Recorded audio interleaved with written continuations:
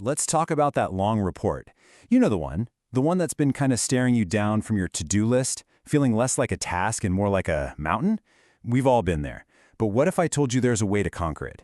Today, we are going to break it all down and turn that monster project into something you can actually manage. I mean, seeing a project of that size, it's genuinely intimidating, right? It's not just the amount of work, it's all the unknowns that could make you feel kind of lost before you even start. But the good news is, you absolutely have what it takes to get this done. You just need the right game plan. And that is the secret right there. We're going to completely shift how we think about this. Instead of a daunting mountain, picture this, a building. You're not a climber staring up at a huge peak, you're an architect with a blueprint. Every great structure starts with a plan, and guess what? Your report is no different. And here is that very blueprint. We're going to break this whole thing down into just 4 simple, logical steps. First, we create the plan. Then, we gather our evidence. After that, we assemble the core of the report. And finally, we add the finishing touches. This is our roadmap, taking us from a scary blank page to an impressive, finished report. So let's start at the beginning, with the foundation, the plan. Okay, step 1, create your plan. This is where we lay the groundwork for everything, and I mean everything that follows. I know it's so tempting to just dive in and start writing, but trust me on this, skipping this step is like trying to build a skyscraper without a blueprint. A little planning now is going to save you a ton of stress later on. So the first and most important question you have to ask yourself is this: what is this report for? Before you write a single word, you need a crystal clear answer to what problem am I helping my readers solve? That purpose becomes your North Star, It guides every single decision and makes sure every piece of information you include actually matters. Now, every blueprint needs a skeleton, and for a report, that's your outline. As you can see here, there are basically 2 main styles you can go with. We've got the classic alphanumeric style, with the Roman numerals and letters.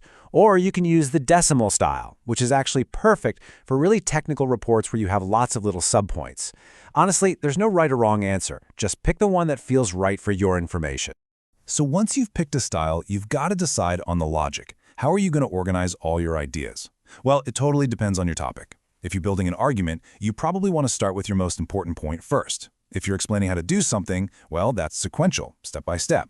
If it's a story about the past, use chronology. This internal logic is what's going to make your report super clear and persuasive.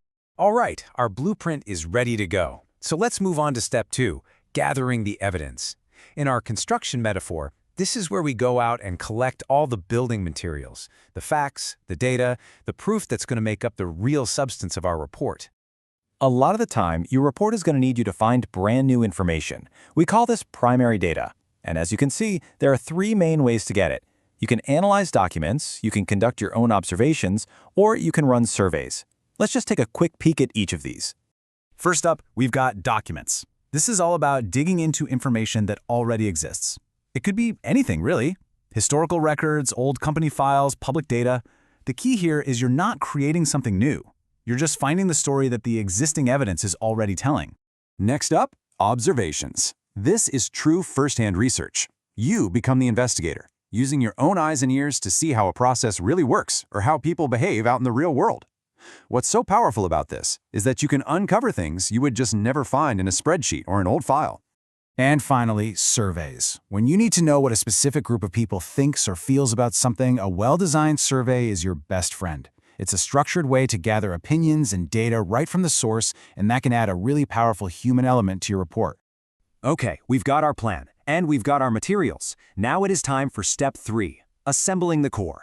This is where the construction really gets going, where we start writing and building out the main body of the report. So the body of your report isn't just a random dump of facts. You should think of it as a journey with 3 really important destinations. First, you present your findings. Then, you draw conclusions based on those findings. And finally, you make recommendations for what to do next. Now, those last 2, conclusions and recommendations, people get them mixed up all the time. So, let's clear that up.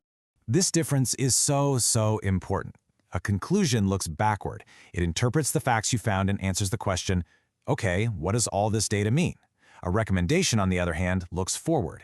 It suggests a plan and answers the question, so what should we do now? Here's an easy way to think about it. The conclusion is the diagnosis and the recommendation is the prescription. Getting this right is a total game changer. The main structure is built. We are on the home stretch now with the final step, adding the finishing touches. These are all the little details that take a report from just good to great, making it feel complete, professional, and super easy for your reader to use. Think of these extra parts as the user manual for your report. The appendix is where you stick all the detailed charts or raw data that would just clutter up the main text. Your bibliography is non-negotiable. It shows where you got your info and makes you look credible. If you used a bunch of jargon, a glossary is a lifesaver for your reader. And for a really long report, an index helps people find exactly what they're looking for in seconds.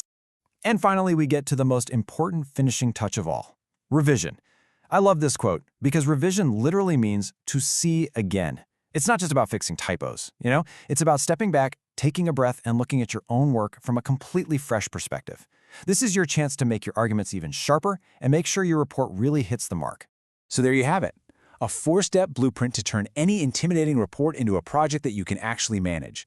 Because at the end of the day, writing a report isn't really about the paper. It's about using information to solve a problem. Now that you have the map, there's really only one question left. What important problem will you solve?